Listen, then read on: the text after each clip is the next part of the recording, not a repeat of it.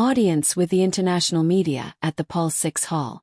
Welcome to EduPrime Hub for information and updates. Pope Leo XIV's meeting with international media at the Paul VI Hall in Vatican City today emphasizes the crucial role of journalists in promoting truth and peace. He opted that in the Sermon on the Mount, Jesus proclaimed, "Blessed are the peacemakers." This is a beatitude that challenges all of us, but it is particularly relevant to you, calling each one of you to strive for a different kind of communication, one that does not seek consensus at all costs, does not use aggressive words, does not follow the culture of competition, and never separates the search for truth from the love with which we must humbly seek it. Peace begins with each one of us. In the way we look at others, listen to others, and speak about others. He emphasized that the way we communicate is of fundamental importance, and we must say no to the war of words and images, and reject the paradigm of war. He said that the Church is in solidarity with journalists who are imprisoned for seeking to report the truth, and with these words I also ask for the release of these imprisoned journalists.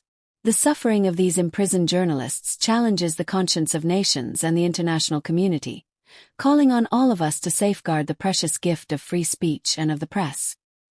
His Holiness emphasized that communication and journalism do not exist outside of time and history, as St. Augustine reminds of this when he said, "Let us live well and the times will be good. We are the times." Pope Leo XIV thanked them for what they have done to move beyond stereotypes and clichés through which we often interpret Christian life and the life of the Church itself and the essence of who we are, and also conveyed it to the whole world through every form of media possible. His Holiness also said that one of the most important challenges is to promote communication that can bring us out of the Tower of Babel, in which we sometimes find ourselves, out of the confusion of loveless languages that are often ideological or partisan. Therefore, the service and the words they use and the style they adopt is crucial, as communication is not only the transmission of information, but it is also the creation of a culture, of human and digital environments that become spaces for dialogue and discussion. His Holiness asserted that disarmed and disarming communication allows us to share a different view of the world and to act in a manner consistent with our human dignity.